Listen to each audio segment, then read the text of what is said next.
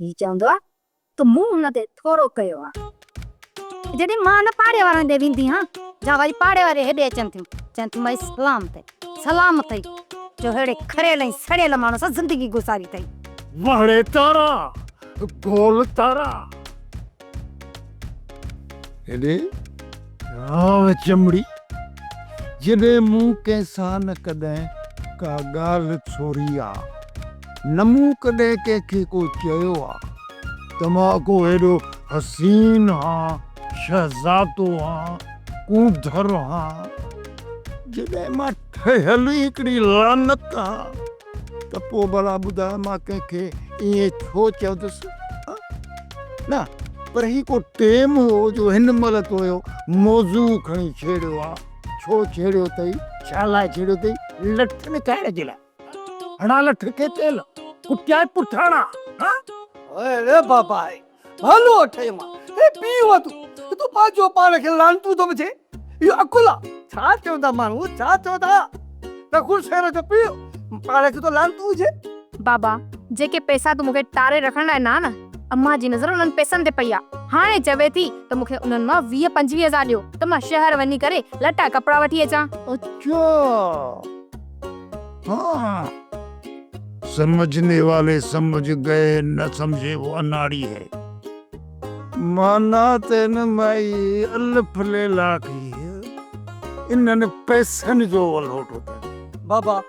अम्मा जॾहिं बि तोखे सिधा पैसा घुरिया आहिनि तो उनखे कोन ॾिना आहिनि ऐं जॾहिं न तुंहिंजी निड़ीअ ते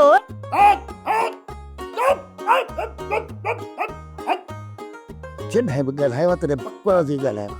इन खां सुठा त तूं पंहिंजो वात बंदि कर। बाबा मां तुंहिंजे फ़ाइदे में आ फ़ाइदे में इन जे करे चवाए थो 2-3 रुपया अमल खे ॾेई राज़ी करेसि न त इहो क्रोध अॼु खां पोइ हिन घर में कॾहिं कोन विदाई। हा ओ बाबा रुगो अम्मा खे पैसा न ॾिजां कुझु पैसा मूंखे बि ॾे त कपिड़ा लटा वठां। अरे बाप ही मो न तोखे पैसा ॾींदो ऐं न वरी मूंखे ॾींदो वो कबर में खणी ईंदो। हाणे हिन जाहिल रन खे केरु सम्झाए बाबा बाबा ही जेको मां हराम मां हलाल पे थो ठाहियां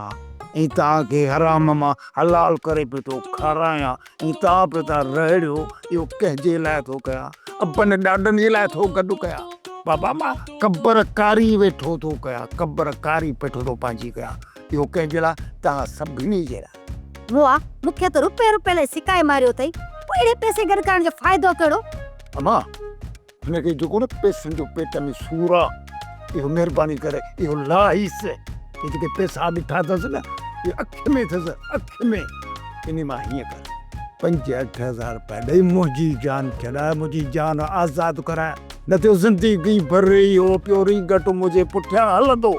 इहे पाण वटि रखे छॾ मूंखे पूरा 20,000 खपनि 20,000 ॾे 20 त विचार दे